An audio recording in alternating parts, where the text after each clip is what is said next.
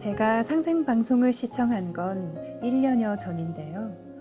어머니가 돌아가신 후 술을 친구 삼아 이별의 아픔을 달래던 때였습니다. 인생은 만남과 헤어짐의 반복이라고 하지만 다시 볼 수 없는 긴 이별은 익숙하지 않은데요. 돌아보면 제겐 이별의 고통이 너무 일찍 찾아온 것 같습니다. 평범한 10대 시절을 보낸 저는 20대 후반 인생의 아픔을 겪어야 했는데요. 친구와 좋아하던 선배를 먼저 보내야 했기 때문이죠. 종교와 신은 과연 있을까? 만약 있다면 이 상황에 대해 어떻게 설명해 줄까? 깊은 방황에 빠진 저를 지켜보던 친구는 성경 공부를 해볼 것을 권유했습니다. 그로부터 6개월 동안 교육을 받고 시험에 통과한 후 기독교 신앙을 시작했는데요.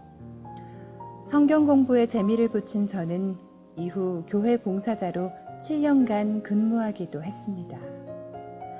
하지만 얼마 되지 않아 그곳을 떠나고야 말았는데요. 나도 견디기 힘든데 누구를 데려와 고생시킬 것인가. 전도가 생명인 단체에서 숱한 내면의 갈등을 했기 때문이죠. 고민을 하던 저는 내가 가야 할 길이 아닌 것 같다는 최종 결론을 내린 후 그 단체에서 나왔는데요. 저를 힘들게 했던 것은 신앙을 배반했다는 죄책감과 정처 없는 인생 때문이었습니다. 이후 자포자기 상태가 된 저는 술을 친구 삼아 의미 없는 날들을 보내고 있었는데요. 정신이 번쩍 드는 일이 생겼습니다. 평소 건강하던 어머니에게 큰 병이 생겨 병수발을 해야 했기 때문이죠. 그래, 어머니에게 마지막 효도를 하자. 이후 산속에서 혼자 살아야겠다. 결심을 굳힌 저는 어머니가 계신 산골로 들어갔는데요. 어머니와 함께한 지 3, 4년 정도 지난 작년 6월, 어머니는 결국 세상을 떠나고야 말았습니다. 교회에서 나와 술로 세월을 보내던 때처럼 저는 또 술을 마시면서 외로움을 달랬는데요. 우연히 채널을 돌리던 중 그때 마침 상생방송을 시청하게 된 것이죠. 산골에서 별로 할 일이 없었던 저는 그날 이후 상생방송을 즐겨보기 시작했는데요. 특히 인상적이었던 환단곡이 북콘서트. 너는 누구이며 나는 누구인가라는 인생의 근본 의문에 대한 답을 풀어준다. 종도사님 말씀을 듣는 순간 얼어붙었던 가슴이 뭉클해졌습니다.